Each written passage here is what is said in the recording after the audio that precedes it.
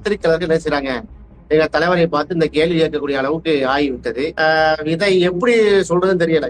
Sofa ஒரு எங்க ஆபீஸுக்கு சோஃபா வந்தது வந்து ஏற்கனவே ஆர்டர் பண்ணியிருந்தது.